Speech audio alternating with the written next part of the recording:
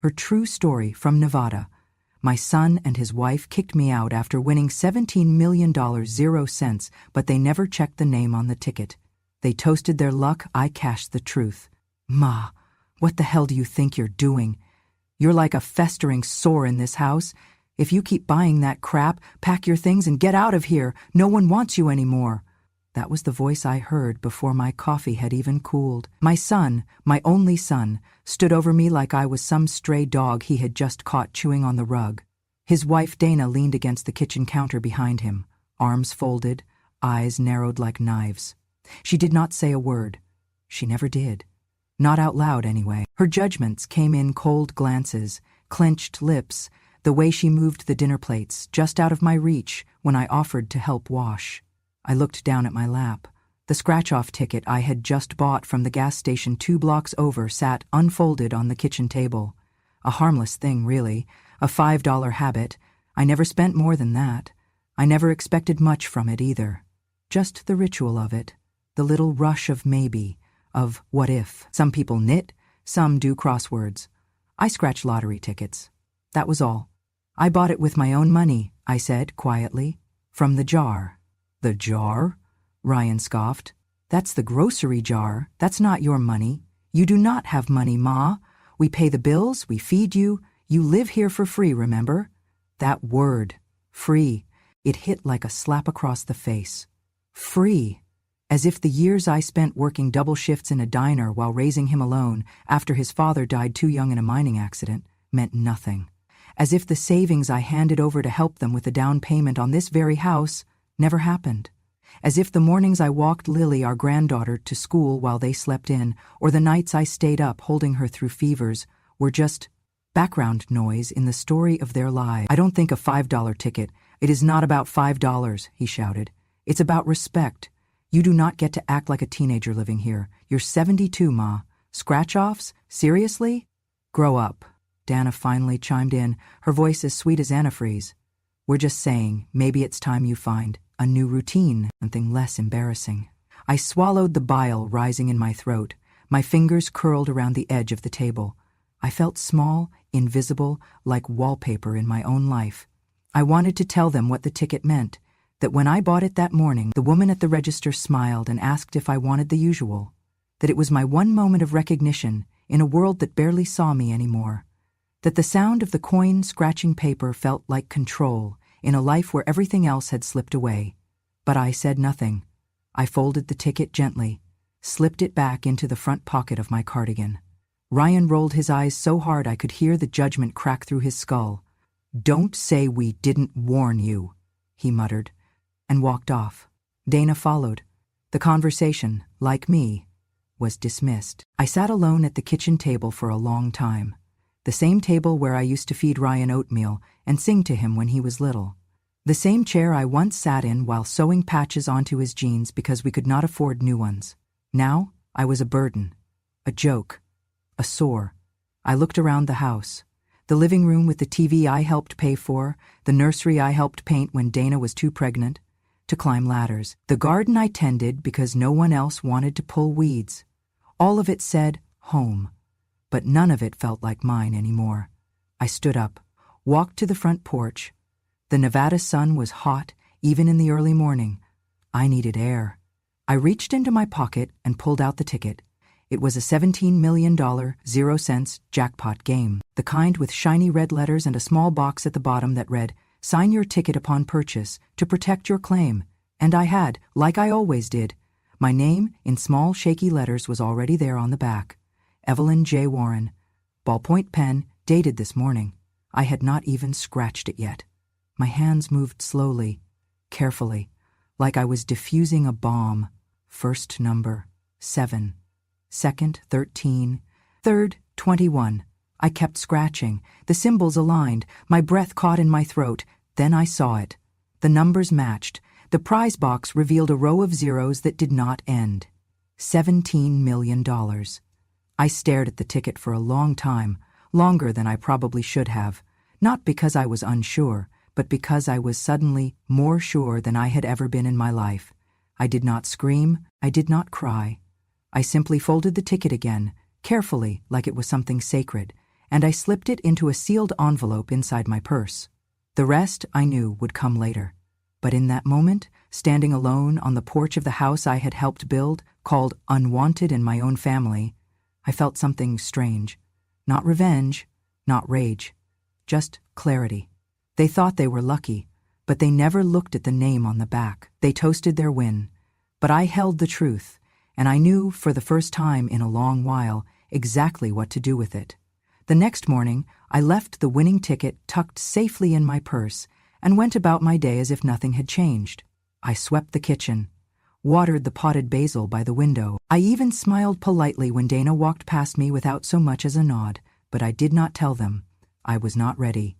That afternoon, while folding laundry in the back room, I realized I had left another ticket, the one I scratched and signed the day before, at the bottom of the wicker basket I kept by the pantry.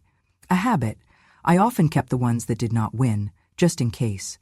I figured I might enter some second-chance raffle or tear them up later for recycling. It was harmless clutter, so I reached into the basket, parting layers of folded kitchen towels and socks, and felt around. Empty. The ticket was gone. At first I thought maybe I had tossed it absent-mindedly, or that it had gotten swept up in the trash. I opened the waste bin beneath the sink. Nothing but used paper towels and banana peels. I checked the side counter, checked under the basket. Nothing. I stood there a long while, fingers gripping the edge of the counter, a quiet unease blooming in my stomach. I did not say anything that evening. I made dinner, meatloaf, mashed potatoes, peas, like I always did. I set the table. I served Ryan first, then Dana, then Lily. They said thank you, distracted, scrolling through their phones. I sat at the far end, barely a presence. That night, I heard giggling from their bedroom, the muffled clink of glasses, a cork popping. The next morning, a delivery truck arrived. A man in a blue polo shirt wheeled out a large box onto the driveway. A flat-screen TV, 75 inches. Dana stepped outside in silk pajamas and signed the receipt like she had been doing it for years. By noon, another delivery came, then another. Bottles of imported wine, a designer handbag, new patio furniture. They never once mentioned the lottery. Not to me, but they celebrated. They toasted. They danced in the kitchen late at night when they thought I was asleep. I watched it all from the corner of the living room, knitting needles in hand, the same row of yarn looped over and over again, undone and redone like a nervous tick. Still, I said nothing. I wanted to believe they were just excited, that maybe they had bought a ticket of their own, that maybe this was something separate. But deep down, I knew. I knew because Dana left her phone on the table one afternoon while she ran to the garage, and the screen lit up with a message from her sister. $17.00, M.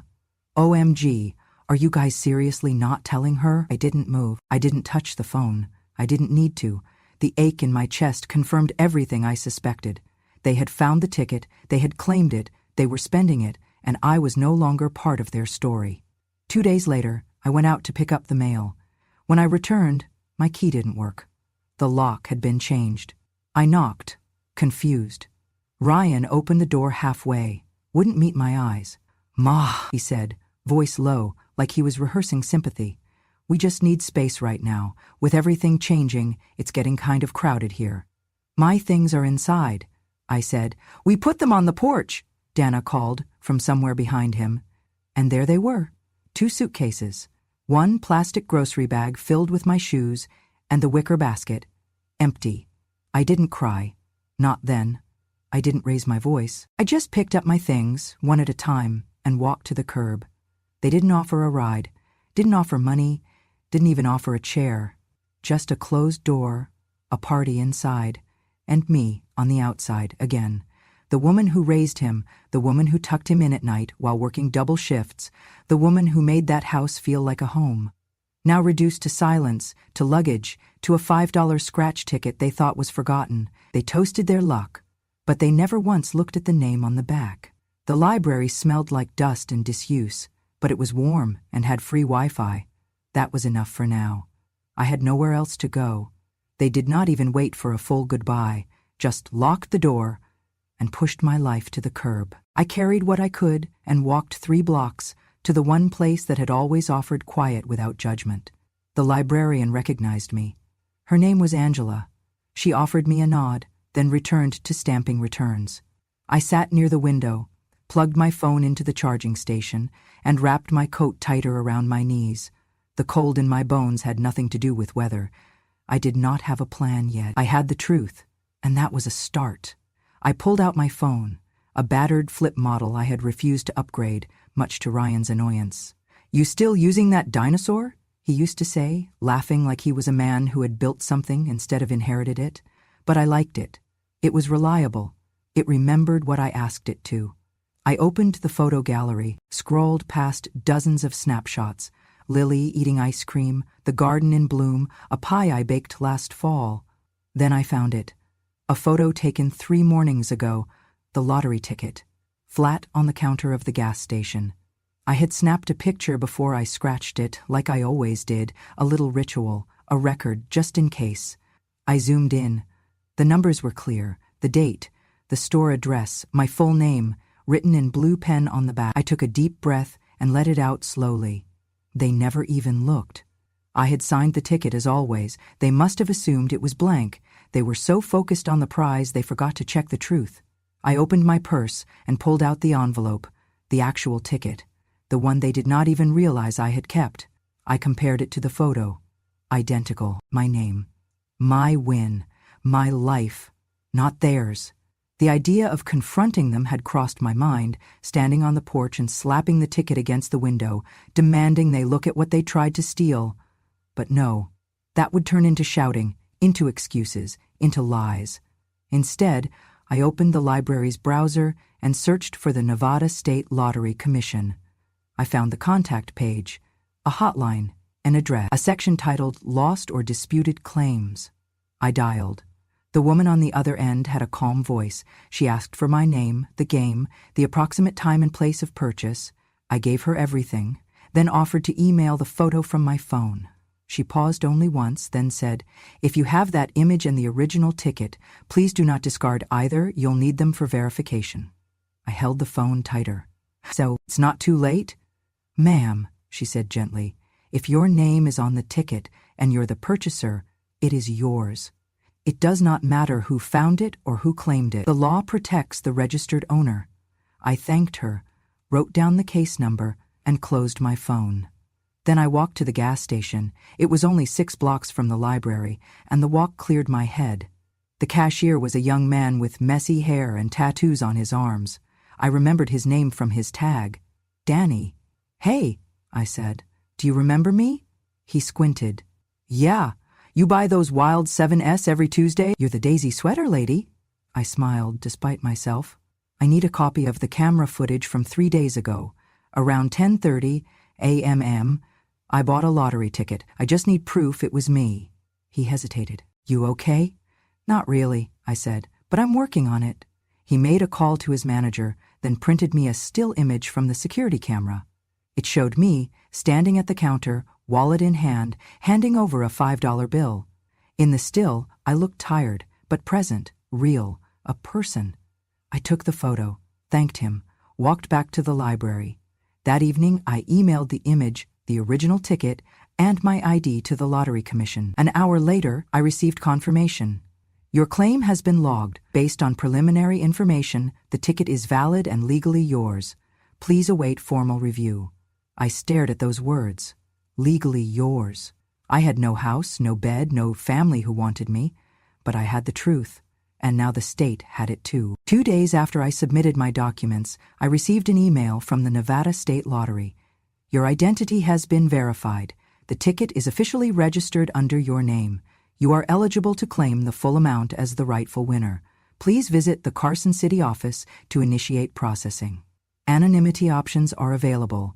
I read it 3 times before I let the words sink in. Rightful winner. They had the numbers, I had the name, and now so did the state. I chose the Senior Privacy Clause, a provision that allowed elderly claimants to remain anonymous if there was a potential risk of family exploitation. I did not need press. I did not need glory. I needed peace, and the law gave me that. Meanwhile, on their side of town, the walls were beginning to shake. That afternoon, I sat in the library window seat, sipping weak vending machine coffee, when my phone lit up. Dana, 6 missed calls, Ryan, 3 new messages. I opened the messages. Ma, did you find the ticket? We think it might have been yours. But it's no big deal, let's talk. This could be good for all of us. Let's just split it 50/50. We already called the lottery office. They said there's a conflict of claim. What did you do? I didn't reply. I just sat there, phone face down on the windowsill, as it buzzed again and again like a trapped wasp. They had gone to the office, fully expecting champagne and press cameras. But instead they were likely told, politely, professionally and immovably, that the ticket they held was invalid, that the prize had already been claimed, that the winner was not them, that the name belonged to someone else. I imagined their faces when it landed. Dana's outrage, barely masked by forced charm. Ryan's jaw clenched, ready to rage at the clerk as if yelling could rewrite the ink on the back of a lottery ticket.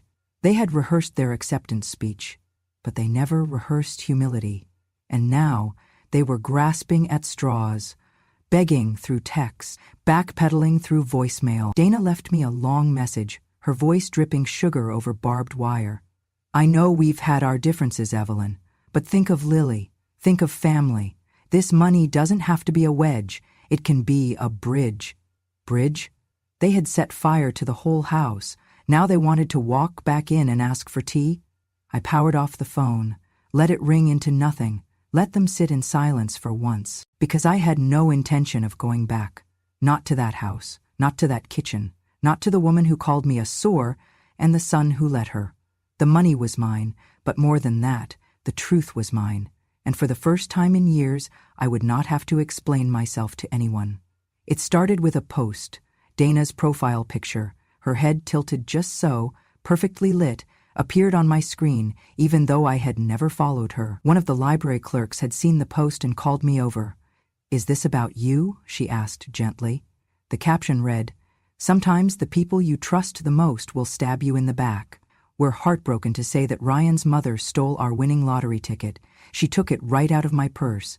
We tried to reason with her, but she's old, confused, and greedy. This was supposed to be for our daughter's future. Please pray for us." There were photos of them looking solemn on their porch, arms around Lily, like mourners at a funeral for fairness. It started with a post. Dana's profile picture, her head tilted just so, perfectly lit, appeared on my screen, even though I had never followed her. One of the library clerks had seen the post and called me over. "Is this about you?" she asked gently. The caption read, "Sometimes the people you trust the most will stab you in the back. We're heartbroken to say that Ryan's mother stole our winning lottery ticket. She took it right out of my purse. We tried to reason with her, but she's old, confused, and greedy.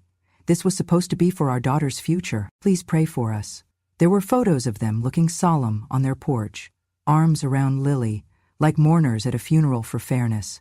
Hashtags, elder abuse, lottery theft, family betrayal. And the comments came fast. Disgusting. How could a mother do that to her own son? Take her to court. She probably does not even remember what day it is. I stared at the screen, the coffee in my hand going cold. So that was their move? They had tried to take the money quietly, and when that failed, they came after my name. They expected silence, expected shame, but what they forgot was this. I had kept everything. That old phone I carried around like a relic, it had a better memory than either of them. That receipt I almost threw away, still folded in my purse.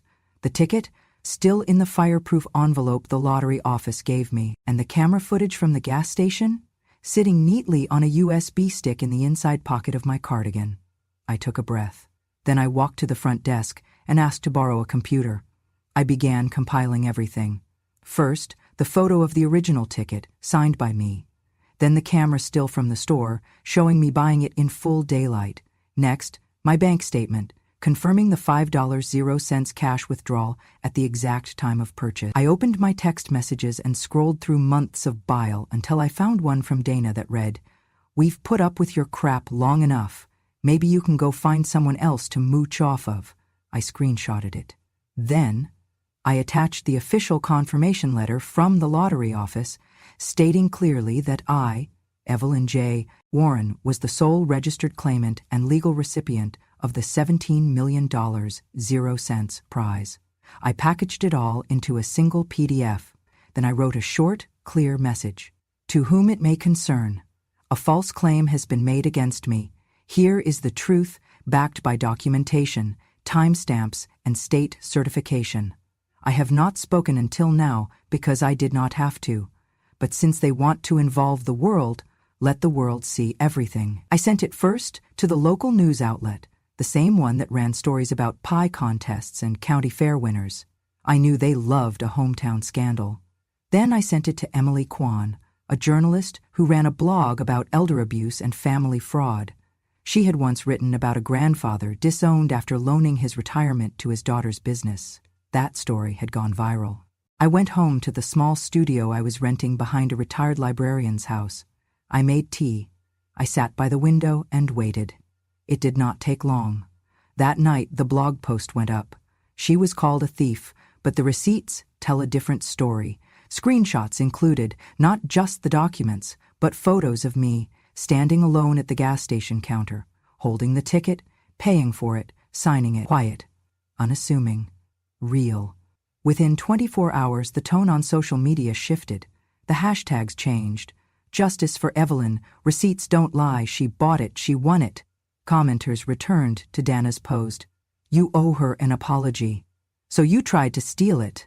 This is shameful. I hope she never speaks to you again. That woman raised you, and this is how you treat her? Someone even found a year-old comment thread where Dana had mocked me for knitting like a pioneer wife, calling it a waste of time for someone who doesn't pay rent. It was reposted. Circulated. Judgment returned to its rightful owners. By the end of the week, Dana had deactivated her account. Ryan locked his profile.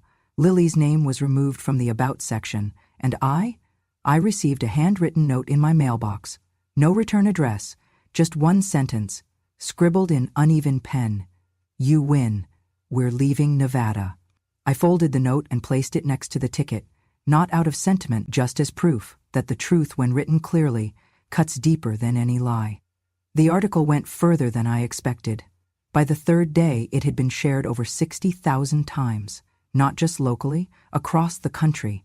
I started seeing my name mentioned in comment sections of family forums, elder advocacy sites, even a few news aggregators, with titles like Mother of the Year and You Won't Believe Who Actually Bought the Ticket. They called me the quiet winner. It made me smile. Not because I wanted fame, God knows I never cared for that, but because, after years of being told I was too quiet, too soft, too unnecessary, my silence had finally been heard.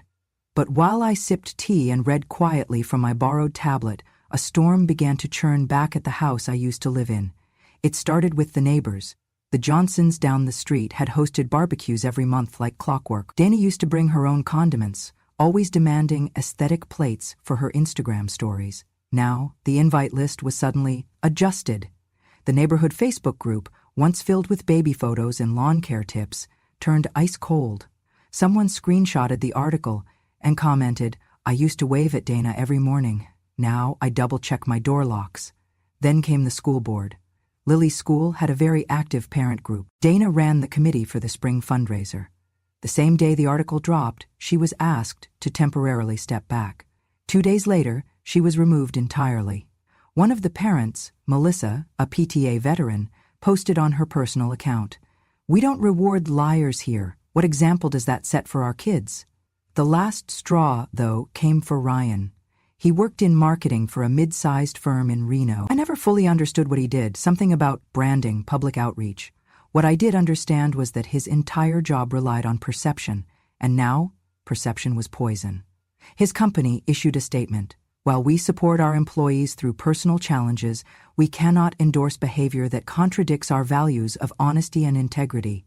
Effective immediately, Ryan Warren is no longer affiliated with our firm. I read the statement twice. Then I folded it up and placed it in the same envelope where I kept my lottery confirmation letter. It was not joy I felt. Not exactly. But it was closure. The kind of weight that lifts, not with celebration, but with quiet, permanent release.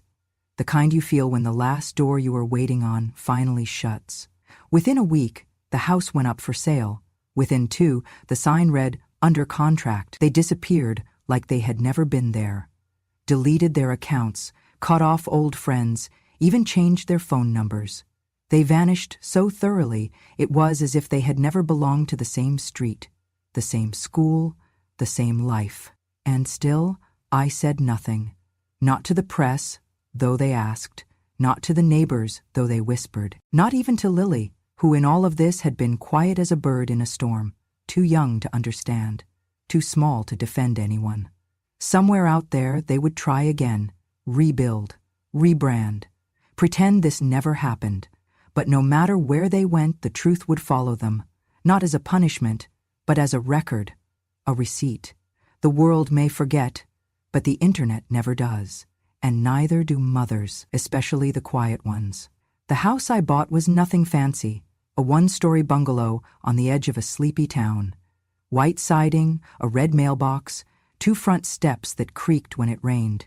But it had what I needed: space to breathe, sun in the morning, silence at night, and it was mine, paid in full, no mortgage, no landlord, no voices yelling down the hallway telling me I owed them for groceries while they plotted with glasses of wine and gleaming eyes.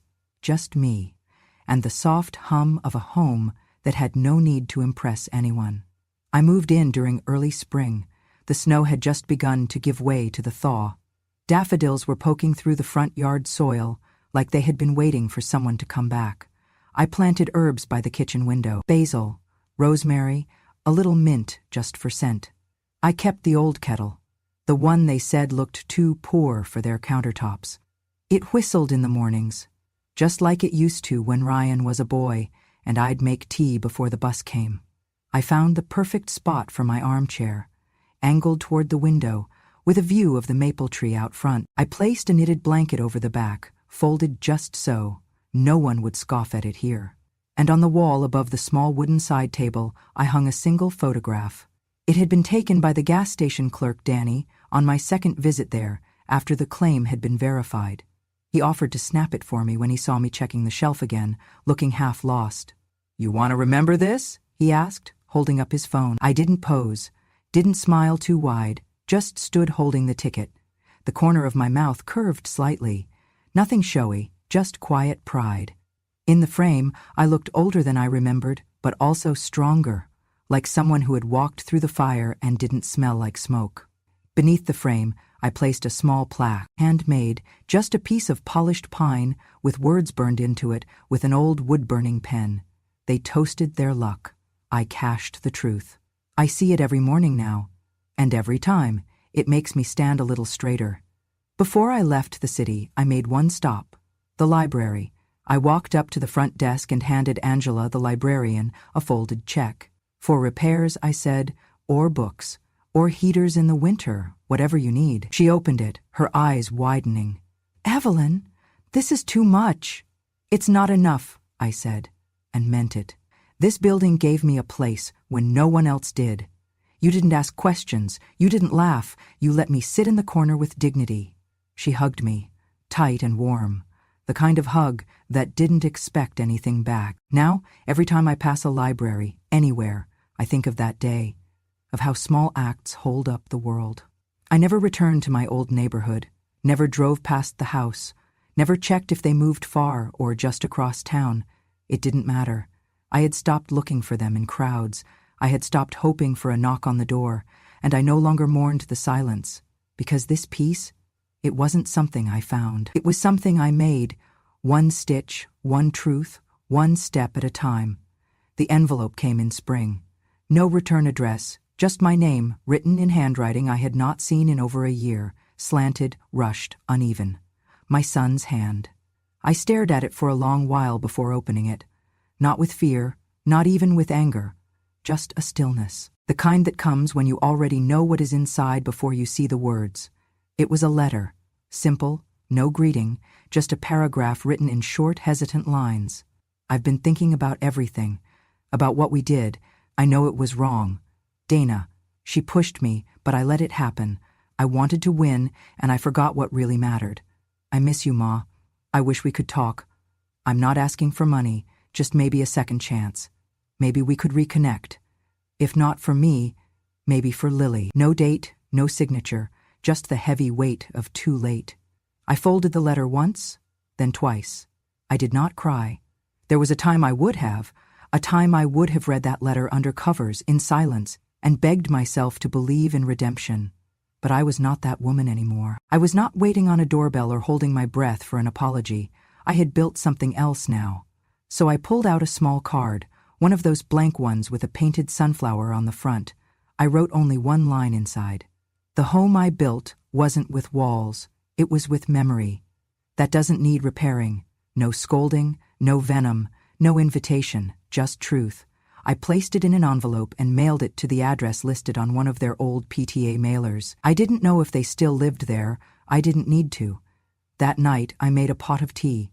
The mint had started blooming in my windowsill garden. I crushed a leaf between my fingers and dropped it into the cup. Then I sat in my armchair by the window, the soft sun still lingering on the edge of the porch. Outside, the maple tree rustled gently, birds hopped through the grass, the world turned. And for the first time in my life, I didn't feel like I had to be seen to be free. I just was. Peace doesn't need applause, and healing doesn't ask for recognition. Sometimes, the loudest freedom is the one no one sees, the kind you feel in your bones, in your breath, in the warmth of your own quiet home. And that, finally, was enough. There is a kind of freedom that does not come from money. I had to lose almost everything to understand that. Because for all the headlines, for all the digital noise and public sympathy, what stayed with me most was not the number on the check, but the stillness that followed it. No more proving, no more explaining, no more asking to be believed, just being. And in that being, something surprising bloomed. Time. Time to wake slowly. To make my tea with fresh mint from my window garden. To read old letters I had never had the energy to answer. To listen to music I used to love when I was too busy raising someone else's dream to remember my own. One afternoon, I pulled out a cardboard box I had carried with me since the day I was pushed out of that house. I had never unpacked it. Inside were little scraps of a life I once lived. Ryan's first report card. A crayon drawing of our family, where he had labeled me Queen Mama. A Valentine's Day card from my late husband, with his uneven cursive that always looked like it was running from something. I held it to my chest and wept, not because I missed them, but because I remembered myself in them, the woman I had been before I became someone's burden, someone's shame, someone's excuse. She was still there. Underneath all the grief, she had survived. She had bought a lottery ticket with the last $5 in her grocery envelope, not because she expected to win, but because hope is a habit too. She had smiled when she signed the back, because she always did. And when everything was taken from her, she did not beg, she remembered. She remembered who she was. I began volunteering at the library.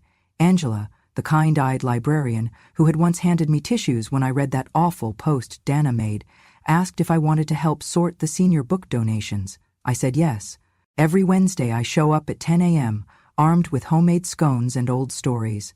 I sit with women like me, some quieter, some louder, all of them with something in their eyes that says, I've been through something.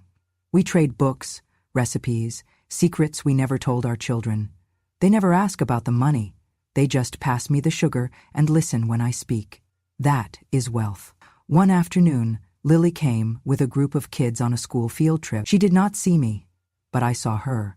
She was taller now, her hair longer, her eyes just like Ryan's when he was 6 and asked if clouds had names.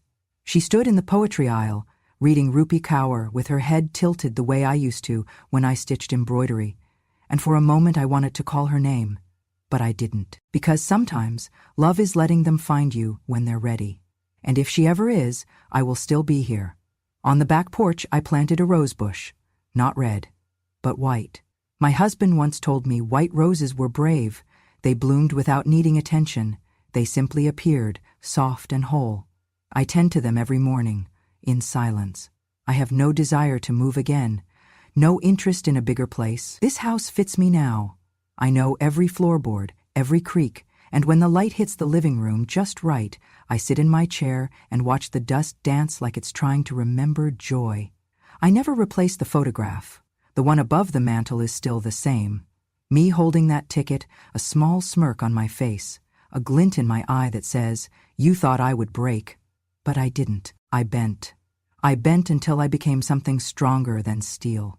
And beneath it, the plaque still reads, "They toasted their luck, I cashed the truth."